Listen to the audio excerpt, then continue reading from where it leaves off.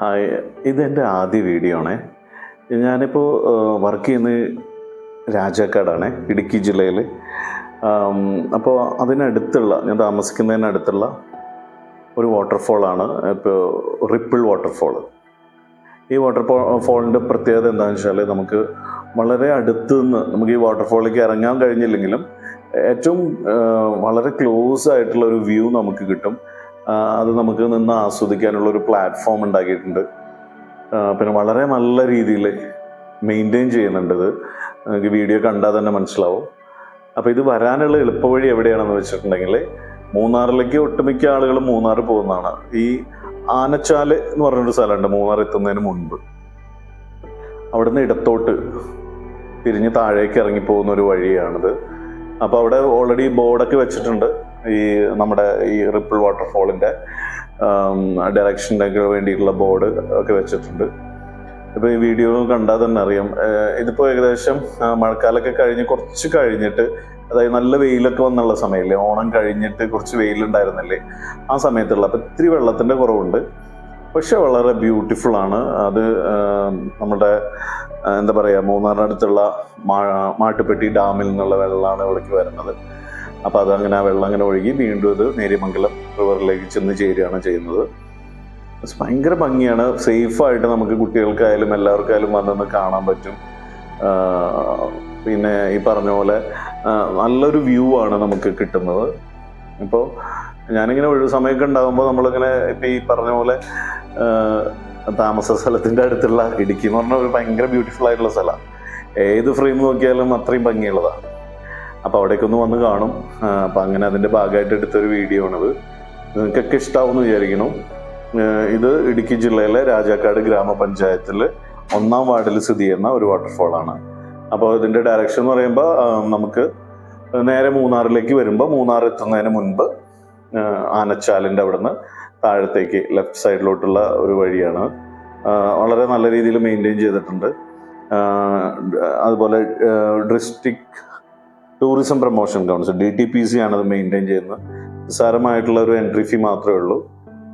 അപ്പോൾ നമുക്ക് per head 25 റുപ്പീസാണ്. അപ്പോൾ എല്ലാവർക്കും വന്ന് സേഫായിട്ട് കാണാം. പിന്നെ അതുപോലെ ഹാങ്ങിങ് ആയിട്ട് നമുക്ക് ഇതിന് റോപ്പ് വേസ് ഉണ്ട്. അപ്പോൾ അതിൽ നമുക്ക് അഡ്വഞ്ചർ അത് ആസ്വദിക്കുന്ന ആൾക്കാർക്ക് അത് ചെയ്യാം.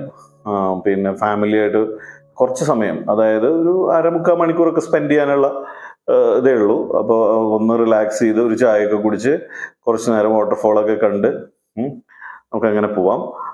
വളരെ നല്ലൊരു സ്ഥലമാണ്. ഞാൻ പേഴ്സണലി റെക്കമെൻഡ് ചെയ്യുന്നുണ്ട്. പിന്നെ വളരെ ക്ലെൻലിനെസ്സും അവർ നന്നായിട്ട് മെയിൻറ്റെയിൻ ചെയ്യുന്നുണ്ട്. വളരെ ക്ലീൻ, എന്താ പറയുക, പ്ലാസ്റ്റിക്കോ പേപ്പറുകളോ അങ്ങനെ ഒന്നുമുള്ള അങ്ങനെ വാരി വിതറുകയോ മറ്റുള്ള ടൂറിസ്റ്റ് സ്പോട്ടിലുള്ള പോലെയുള്ള യാതൊരു പ്രോബ്ലംസും ഇല്ല. വളരെ ഭംഗിയായിട്ട് മെയിൻറ്റെയിൻ ചെയ്തിട്ടുണ്ട്. പിന്നെ എടുത്തു പറയാനുള്ളത് ഇവിടുത്തെ ആ സ്റ്റാഫിൻ്റെ ഒരു പെരുമാറ്റമാണ്.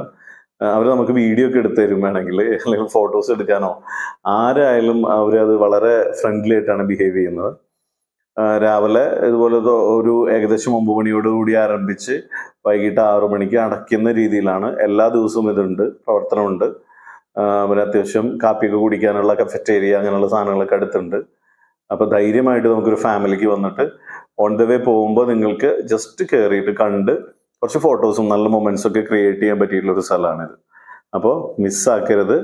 എല്ലാവരും ഈ വഴി പോകുമ്പോൾ ഈ റിപ്പിൾ വാട്ടർഫോളിൽ സന്ദർശിക്കുക. Thank you.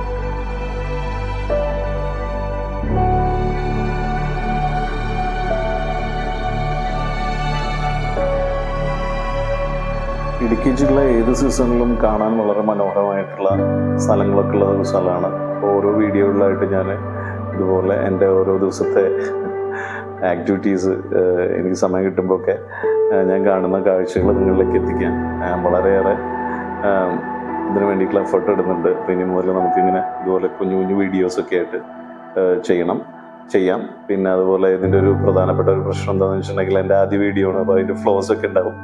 അപ്പോൾ എല്ലാവരും എന്നെ സപ്പോർട്ട് ചെയ്യണം. ചുമ്മാ ഒരു ദിവസത്തിൽ നമുക്ക് ഉണ്ടാവുന്ന കുറച്ച് എന്താ പറയുക റിലാക്സ് ചെയ്യുന്ന കുറച്ച് മൊമെൻറ്റ്സ് അത്രയേ ഉള്ളൂ. Thank you.